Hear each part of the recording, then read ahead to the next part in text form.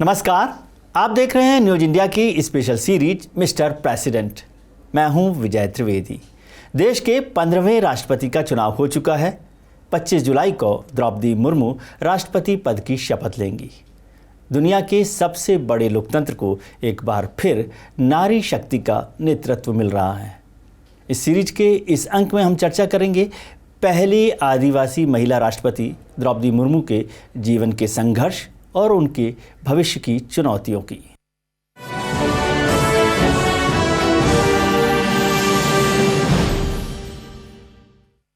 NDA की उम्मीदवार रही द्रौपदी मुर्मू देश की 15वीं राष्ट्रपति बन गई हैं। द्रौपदी मुर्मू का जीवन आसान नहीं रहा। साल 2010 से 2014 के बीच उनकी जिंदगी में कई दुर्घटनाएं आईं। कोई और होता तो टूट चुका होता, लेकिन द्रौपदी चट्टान की तरह से डटी रहीं और उनका संघर्ष लगातार जारी रहा, इस हद तक कि उस संघर्ष से न वो कभी हारी, न रुकी, न झुकी और आज वो देश की सबसे सर्वोच्च संवैधानिक पद पर पहुंच गईं।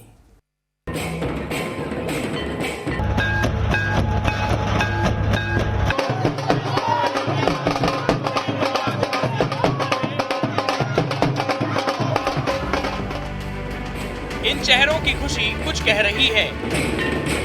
इस जश्न का मतलब समझिए। कहीं ढोल बज रहे हैं तो कहीं नगाड़ा बज रहे हैं और गूंज रहा है पूरा उड़ीसा। नाच रहे हैं लोग बेतहाशा।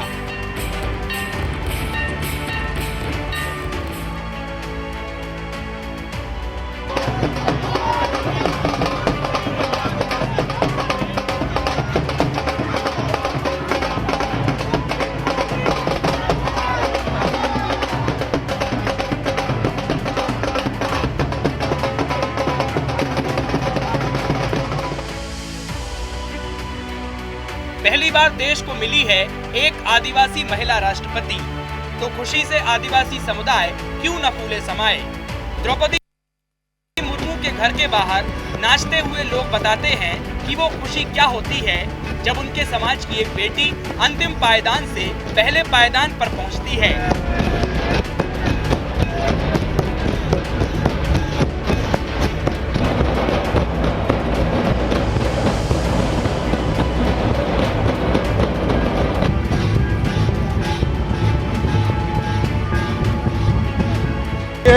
आज राष्ट्रपति जो है बनने वाला है वो आदिवासी है। ये आदिवासी का ड्रेस है, ये आदिवासी का ट्रेडिशनल नाच है। हम लोग खुशी से आज सुबह से नाच रहे हैं, वो उत्सव मना रहे हैं। देश की आजादी के 75 साल बाद पहली बार आदिवासी महिला के सबसे ऊंचे पद यानी राष्ट्रपति बनाए जाने से देश भर में खुशी का माहौल है। मुर्मू ने राष्ट्रपति पद के लिए हुए एक तरफा मुकाबले में विपक्ष के उम्मीदवार यशवंत सिन्हा को बड़े अंतर से मात दी। द्रौपदी मुर्मू भारत की राष्ट्रपति बनने वाली दूसरी महिला हैं और पहली आदिवासी। लेकिन अंतिम पायदान से पहले पायदान पर पहुंचना उनके लिए इतना आसान नहीं रहा।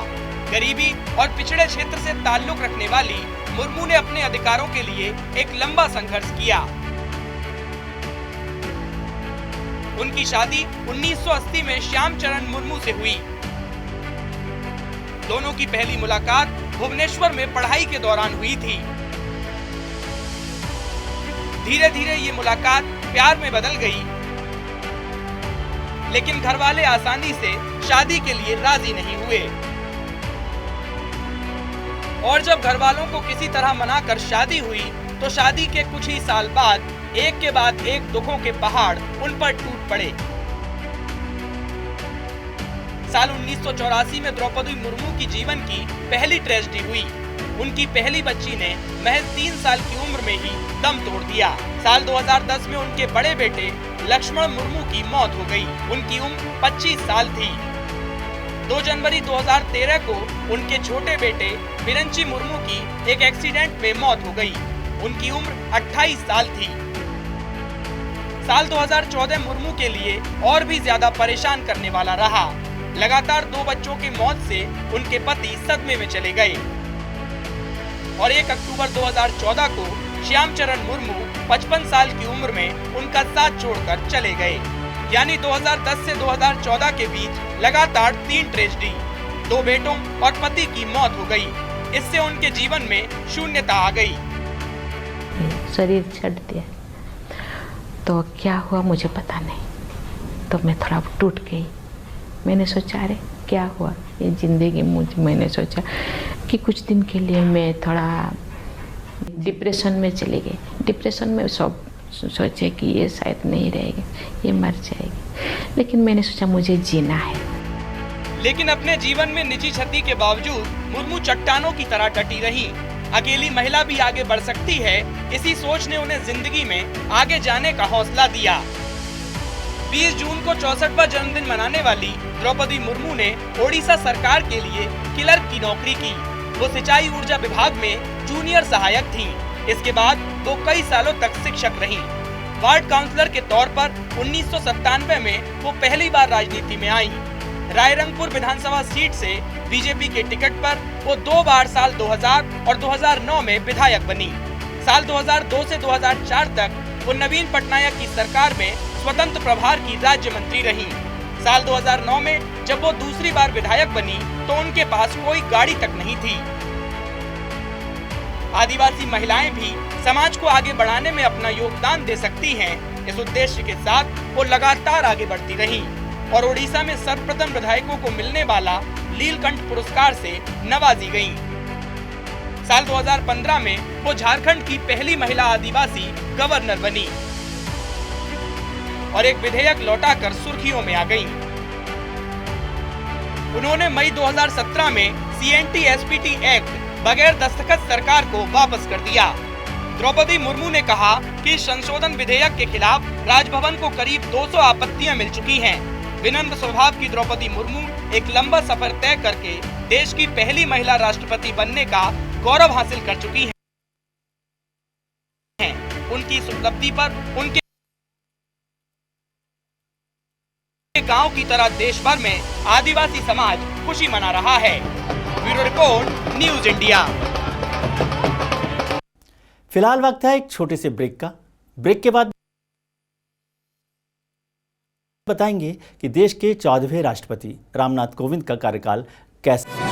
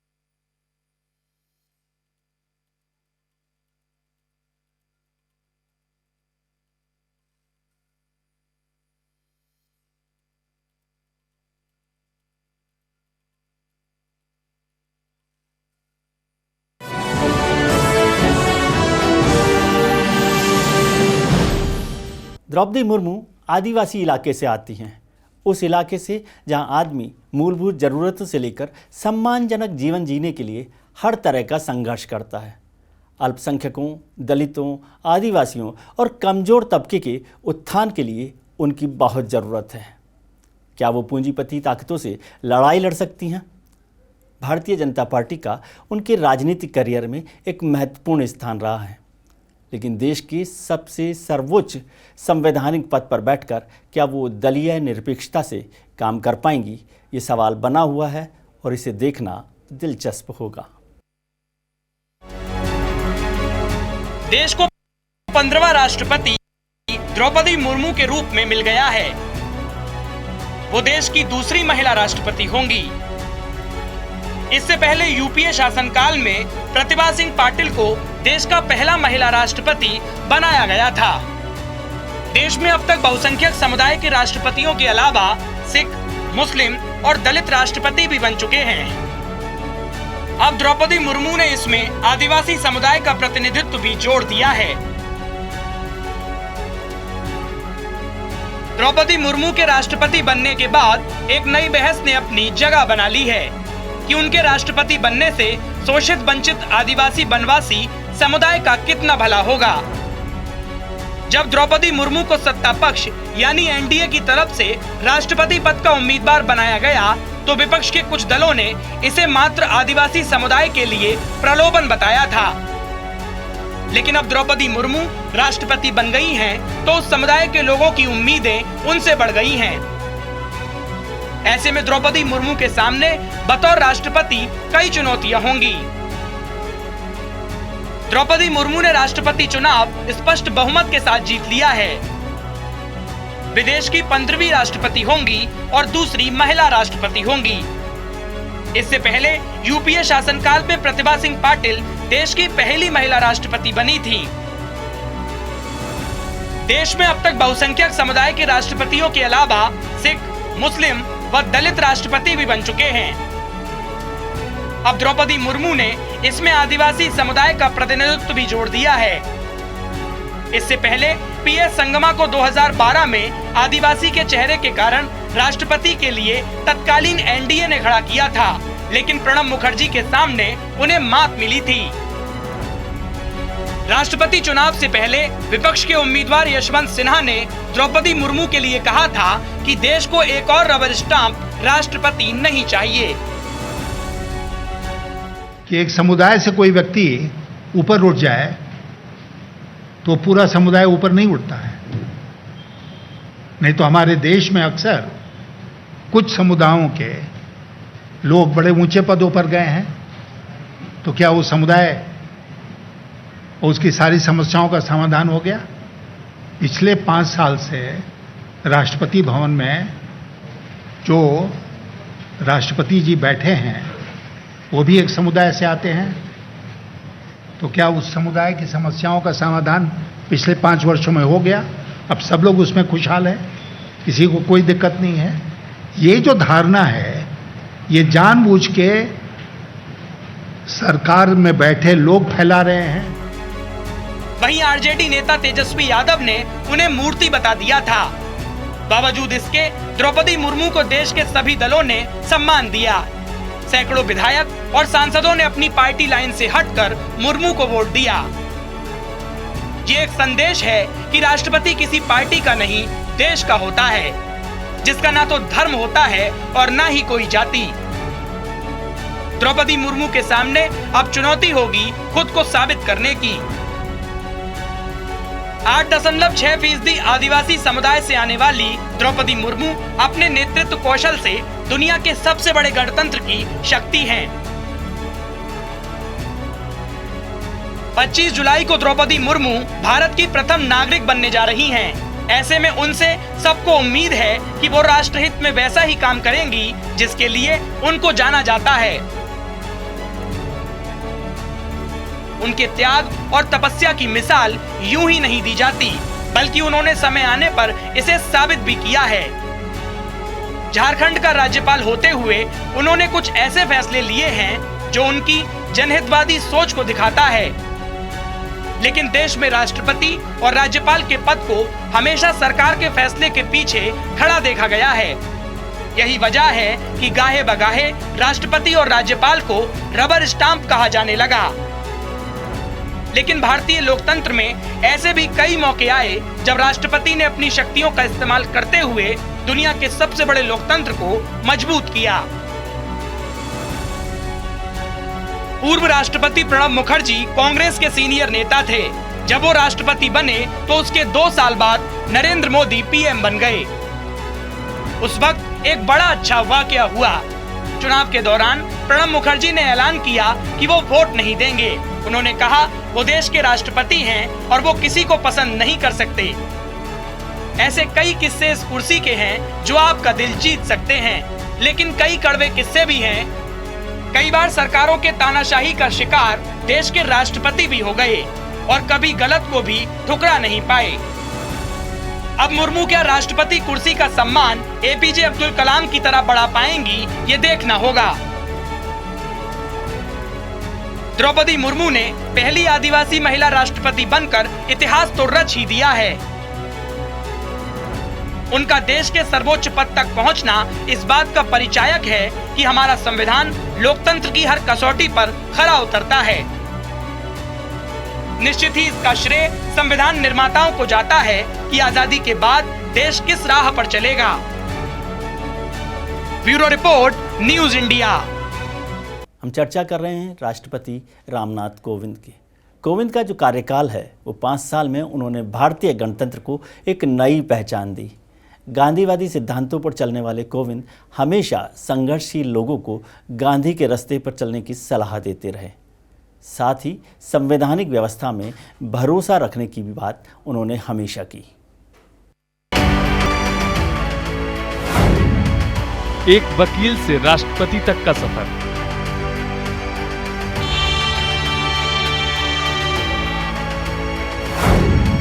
दूरदृष्टि और प्रतिबद्धता की झलक।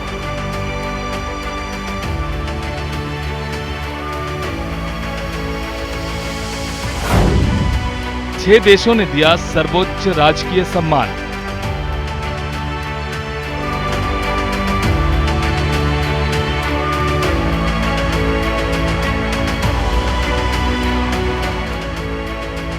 जमीनी स्तर के नेता से लेकर देश के शीर्ष पर राष्ट्रपति तक का सफर तय करने वाले रामनाथ कोविंद समाज में समतावाद और समग्रता के पैरोकार रहे हैं।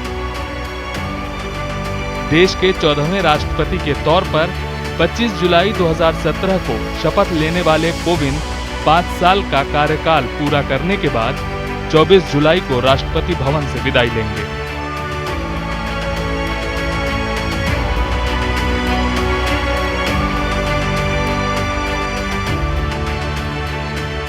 रामनाथ कोविंद ने जमीनी स्तर से लेकर सुप्रीम कोर्ट और संसद तक काम के अपने बृहद अनुभव से राष्ट्रपति कार्यालय को समृद्ध किया। रामनाथ कोविंद ने 25 जुलाई 2017 को कहा था, हमारी विविधता ही वह मूल है जो हमें इतना विशिष्ट बनाती है। इस भूमि में हम राज्यों और क्षेत्रों, धर्मों, भाषाओं, संस्कृतियों, जीवन शैली और बहुत कुछ का मिश्रण पाते हैं। हम इतने अलग हैं और फिर भी इतने समान और एकजुट हैं। रामनाथ कोविंद सामाजिक सशक्तिकरण के लिए एक उपकरण के रूप में शिक्षा का इस्तेमाल करने के हिमायती रहे हैं। उन्होंने राष्ट्र निर्माण में महिलाओं की बड़ी भागीदारी का भी सक्रियता से समर्थन किया है और लगातार आह्वान किया है कि समाज के कमजोर तबकों, खासकर दिव्यांग और अनाथों के लिए अधिक मौके बनाएं।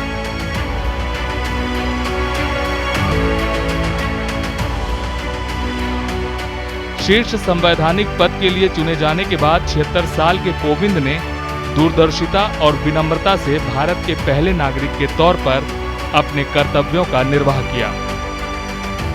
राष्ट्रपति रहते रामनाथ कोविंद ने 33 देशों की यात्रा की और भारत की वैश्विक पहुंच और प्रभाव को बढ़ाया।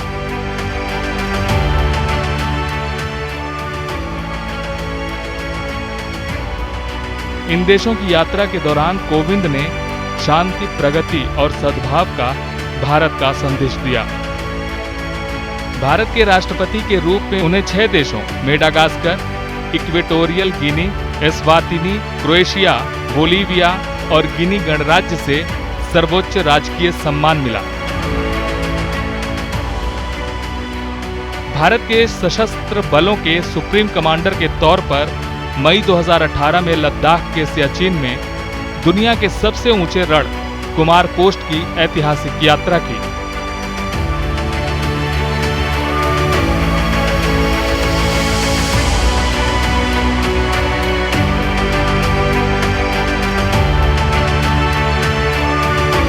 बाबा साहब के आधुनिक भारत के निर्माण के संकल्प के लिए अपनी प्रतिबद्धता व्यक्त की है। बाबा साहब ये मानते थे कि हमारे लोकतंत्र की जड़ें हमारे देश की प्राचीन परंपराओं से ही अपनी जीवनी शक्ति प्राप्त करती हैं। हम सभी जानते हैं कि भारतीय संस्कृति पर आधारित समावेशी तथा समरस समाज के निर्माण तथा गरीब, पिछड़े और वंचित वर्गों के उत्थान के प्रति बाबा साहब जीवन भर संघर्षरत रहे। राष्ट्रपति कोविंद के 5 साल के कार्यकाल को देखें तो उन्होंने 159 स्टेट बिलों को मंजूरी दी, जबकि 3 ऐसे विधेयक रहे जिसे रोक दिया गया। ये तीनों बिल तमिलनाडु और पश्चिम बंगाल से जुड़े हैं। राष्ट्रपति ने ओडिशा और असम के एक बिल को मैसेज के साथ लौटा दिया।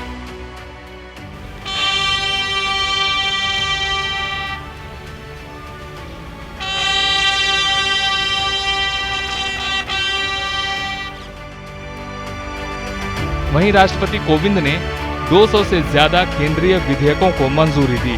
कोविंद ने कुछ ऐसे बिलों पर भी मुहर लगाई जो लंबे समय से पड़े थे। इसमें गुजरात आतंकवाद और संगठित अपराध नियंत्रण विधेयक 2015 भी शामिल है, जिसे 16 साल बाद पास किया गया। Bureau report, news India. संसद के सेंट्रल हॉल में आज रामनाथ कोविंद को विदाई दे दी गई। अपने विदाई भाषण में कोविंद ने क्या कहा, ये आपको सुनाते हैं। राष्ट्रपति और सांसद गण उसी विकास पथ के सह यात्री हैं जो हमारे देश को प्रगति की उच्चतर उपलब्धियों की ओर ले जा रहा है। इस पथ को प्रशस्त करने वाली महान विभूतियों ने हमारे संविधान की रचना करके हमारी लोकतांत्रिक व्यवस्था की नींव रखी।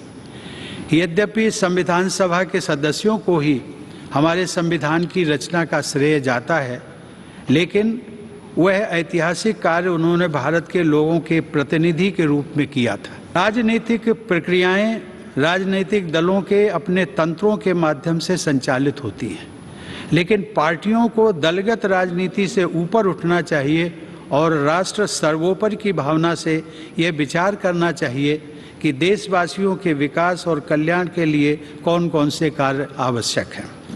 पारिवारिक मतभेदों को सुलझाने के अनेक रास्ते हो सकते हैं जो शांति, सद्भाव और संवाद पर आधारित होते हैं। विरोध प्रकट करने के अनेक संवैधानिक रास्ते राजनीतिक दलों और नागरिकों को उपलब्ध हैं।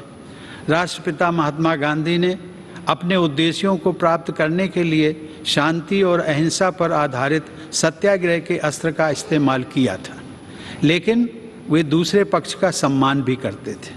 हमारे नागरिकों को अपनी मांगों के लिए दबाव बनाने का तथा विरोध करने का संवैधानिक अधिकार उपलब्ध है, लेकिन मेरे विचार से इस अधिकार का प्रयोग हमेशा गांधीवादी तौर तरीकों के अनुरूप शांतिपूर्ण ढंग से ही किया जाना चाहिए।